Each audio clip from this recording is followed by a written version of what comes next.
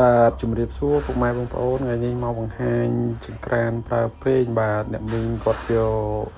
ទៅស្ងោរនំសមលក់បាទຂະຫນាតឆ្នាំង1ម៉ែត្របាទ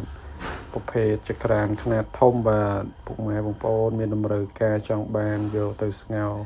នំសមឬក៏ស្ងោរពោតលក់ត្រូវបាទប្រើຂະຫນាតចង្ក្រាននេះគឺចំណេញថវិកាច្រើនព្រោះយើងយកប្រេងម៉ូតូចាស់ៗយកមកដាក់ចំណាយតិចបាទចំណេញថវិកាចំណេញពេលវេលាហើយចំពោះភ្លើងវិញខៀវស្អាតបាទភ្លើងខ្លាំងឆាប់ពុះទឹកបាទ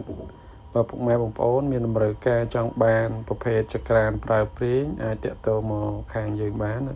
លេខទូរស័ព្ទនៅលើ profile TikTok បាទប្រើចំណេញពេលវេលាចំណេញថវិកាហើយ